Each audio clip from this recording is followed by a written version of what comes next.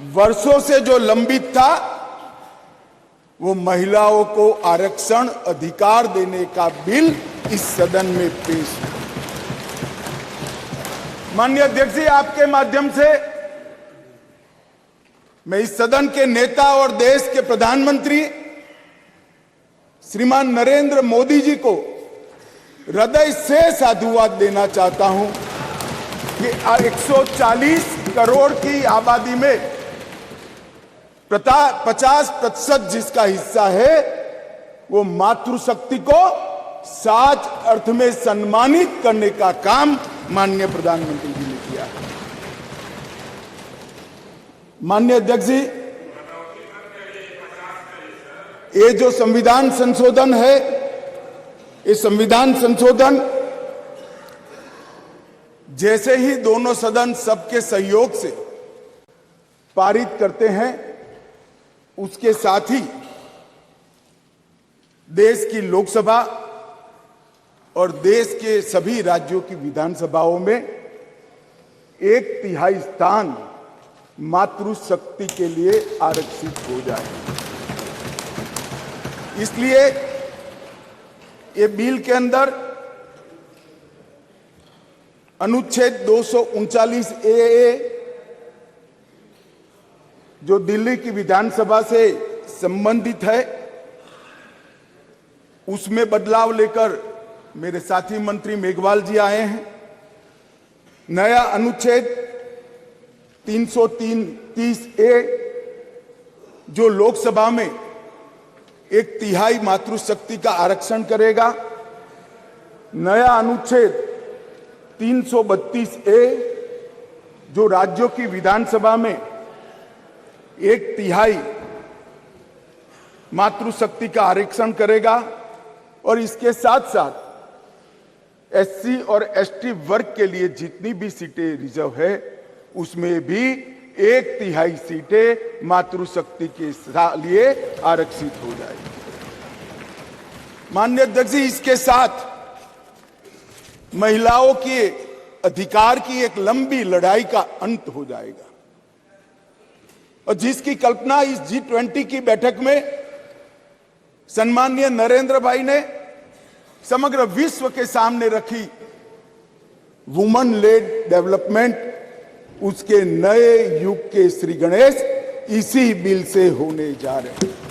क्योंकि अब इस देश की माता, इस देश की मातृशक्ति, इस देश की बेटी न केवल नीतियों के अंदर अपना हिस्सा पाएगी, नीति निर्धारण करने में भी अपने पद को सुरक्षित कर पाएगी। माननीय अध्यक्ष जी, कुछ पार्टी के लिए महिला सशक्तिकरण एक पॉलिटिकल एजेंडा हो सकता है। कुछ पार्टियों के लिए महिला सशक्तिकरण, माननीय अध्यक्ष जी, एक राजनीतिक मुद्दा हो सकता है। कुछ पार्टियों के लिए महिला सशक्तिकरण का नारा ये चुनाव जीतने का एक हथियार हो सकता है, परंतु मेरी पार्टी और मेरे नेता नरेंद्र मोदी जी के लिए महिला सशक्तिकरण राजनीतिक मुद्दा नहीं है।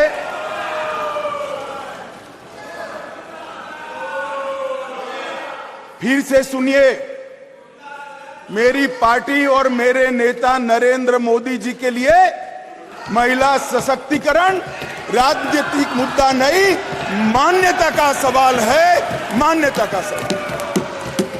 माननीय अध्यक्ष जी,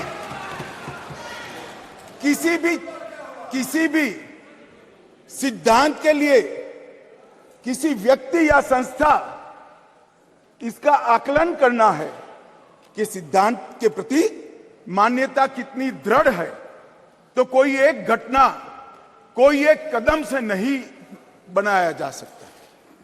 प्रधानमंत्री नरेंद्र मोदी जी जब संगठन का काम करते थे, भारतीय जनता पार्टी के संगठन महासचिव थे गुजरात प्रांत के, और गुजरात में भारतीय जनता पार्टी की वडोदरा कार्यकारिणी हुई थी। उस ऐतिहासिक कार्यकारिणी में मोदी जी के रोल के कारण ही भारतीय जनता पार्टी के संगठनात्मक पदों में 1/3 रिजर्वेशन माताओं के लिए किया गया। और ऐसा करने वाले मैं गर्व से कह सकता हूं कि मेरी पार्टी सबसे पहली पार्टी है और मेरी पार्टी सबसे अंतिम पार्टी। माननीय अध्यक्ष जी, मोदी जी जब मुख्यमंत्री थे, ढेर सारे लोगों को मुख्यमंत्री रहते हुए ढेर सारी भेंटें मिलती हैं।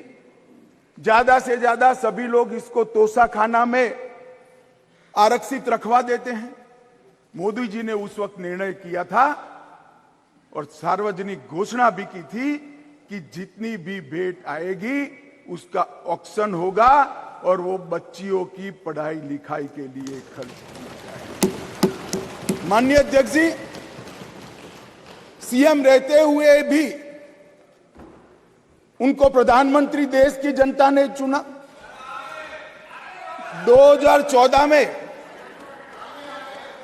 उनको प्रधानमंत्री पद के प्रत्याशी घोषित करने के बाद चुनाव हुआ और 30 साल के बाद इस देश की महान जनता ने पूर्ण बहुमत की एक सरकार मोदी जी के नेतृत्व में बनाने का मैंडेट दिया। और जब सरकार बनाने का समय आया तब मोदी जी का स्वाभाविक था कि मुख्यमंत्री पद से इस्तीफा देना और इस्तीफा देने के बाद ही वो प्रधानमंत्री बन सकते थे।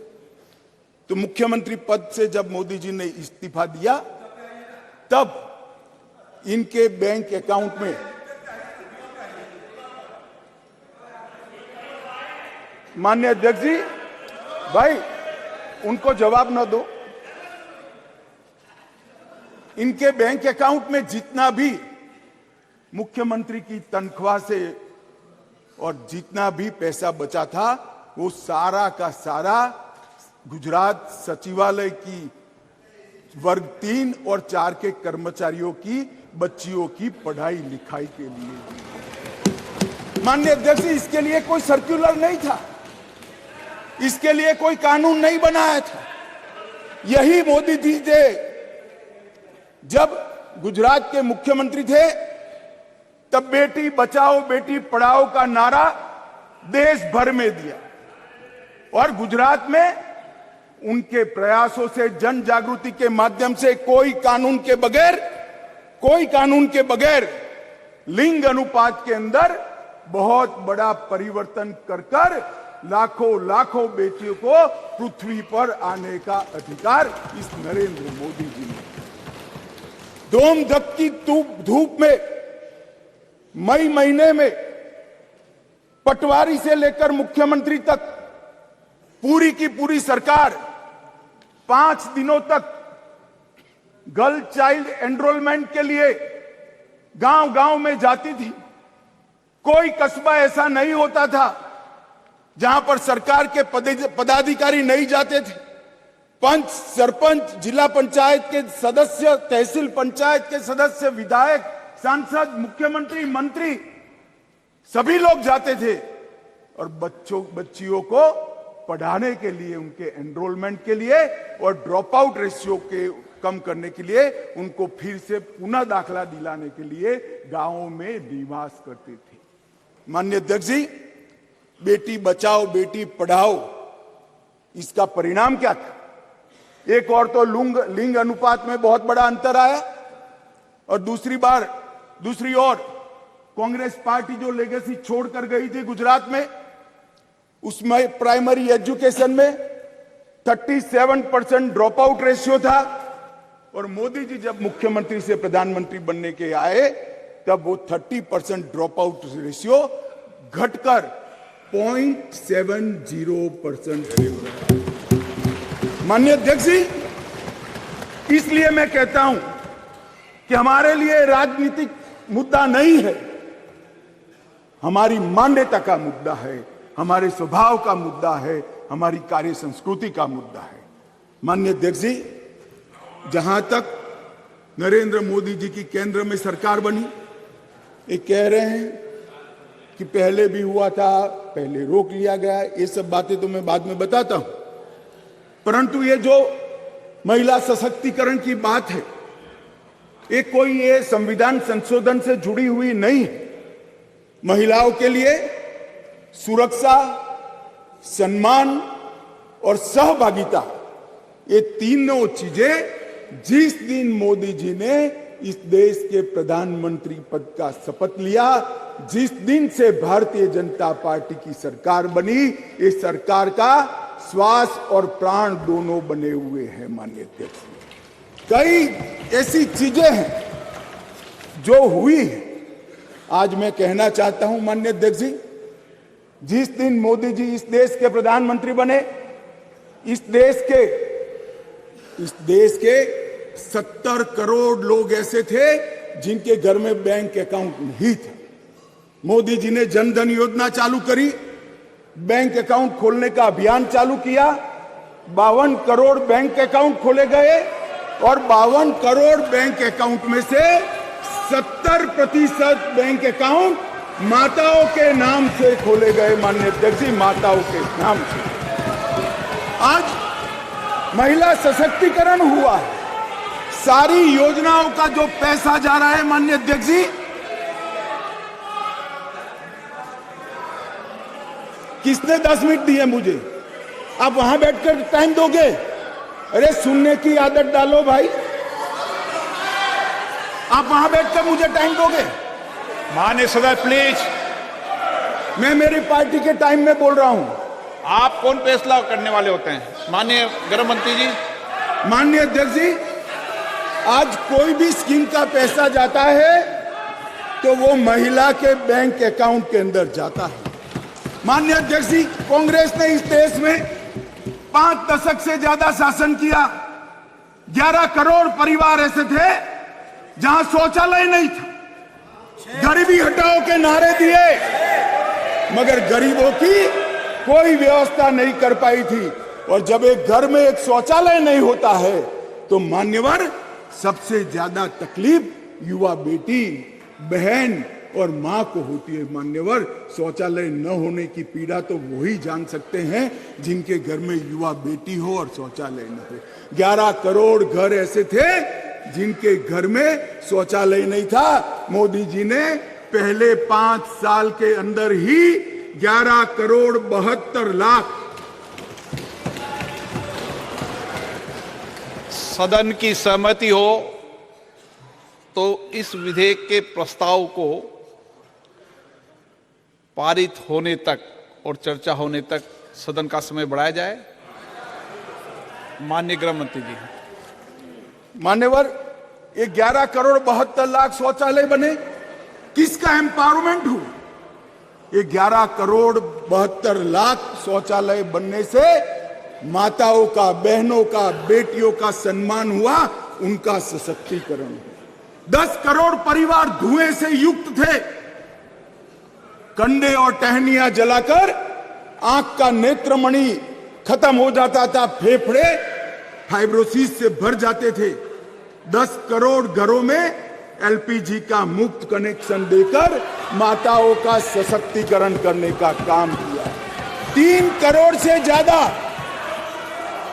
करोड़ से ज्यादा माताओं को घर दिया और वो घर माता के नाम से करने का काम हमारे प्रधानमंत्री नरेंद्र मोदी जी। मान्यवर, 12 करोड़ घर ऐसे थे जहां पीने का पानी नहीं था। अब जो समाज के अंदर रहते हैं, जो जमीन को जानते हैं, उनको मालूम है कि घर में पीने का पानी नहीं है तो पीड़ा सबसे ज्यादा किसको होती है, किसको ज्यादा तकलीफ होती है। घर में पीने का पानी नहीं है तो घर की माता को ही तकलीफ होती है। 12 करोड़ परिवारों के घर में नल से जल पहुंचाने का काम नरेंद्र मोदी जी। हर घर के अंदर 80 करोड़ लोगों को हर घर में प्रति व्यक्ति प्रति माह 5 किलो अनाज फ्री ऑफ कॉस्ट देने की शुरुआत की। जब चूल्हा नहीं जलता है ना मान्यवर, बच्चे भूखे रहते हैं तो सबसे बड़ा चूल्हा तो नहीं जलता है मगर मां का दिल जलता है। मान्यवर, मां का दिल जलता है।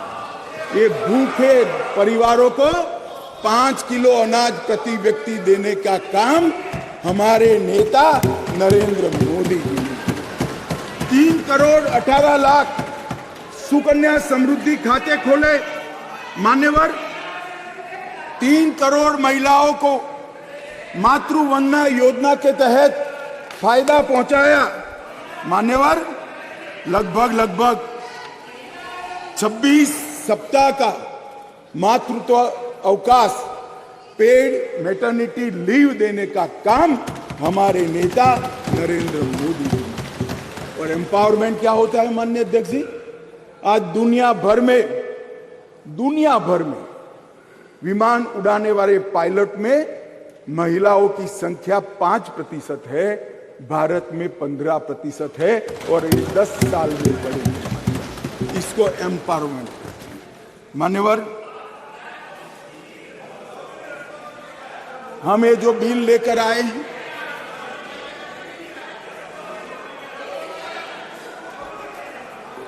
मान्यवर, ये जो बिल लेकर हम आए हैं, कई सारी साथी महिला सांसदों ने कहा कि महिला को रिजर्वेशन देकर नीचा नहीं दिखाना चाहिए, महिला भी उतनी ही सशक्त है जितना पुरुष सशक्त है। मैं आपसे एक कदम आगे जाता हूं, महिला पुरुष से भी ज्यादा सशक्त है, महिला पुरुष से भी ज्यादा, मगर समाज व्यवस्था ऐसी बनी है जिसके अंदर इस आरक्षण से अब डिसीजन मेकिंग में, पॉलिसी मेकिंग के अंदर महिलाओं की भागीदारी सुनिश्चित कर दी जाएगी। ये सम्मान करने के लिए एक आरक्षण है। मान्यवर, इस देश में जो भी रहता है जिसकी जड़ें भारत से जुड़ी है, वो कोई भी महिला को कमजोर बनाने की गलती नहीं कर सकता। मान्यवर, दुर्गा, सरस्वती और लक्ष्मी 3 स्वरूप है देवियों की।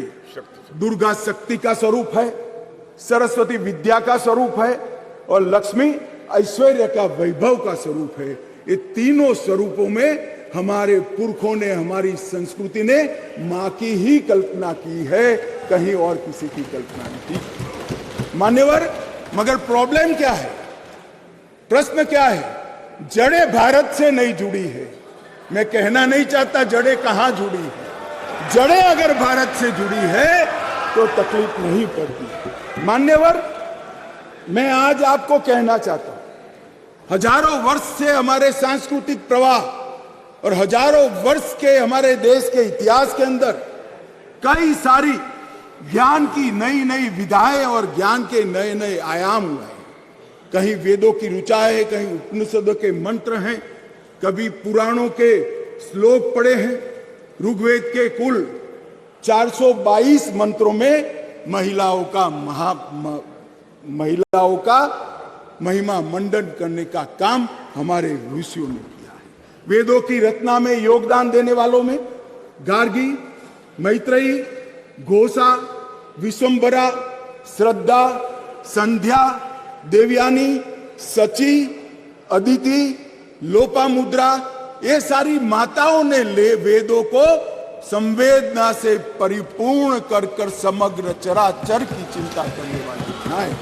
माननीय अध्यक्ष जी, कहा जाता है अदिति को इंद्र की मां कहा जाता है। मान्यवर, अदिति चारों वेदों में पारंगत थी और चारों वेदों को पूर्ण करने में उन्होंने बहुत बड़ी भूमिका निभाई।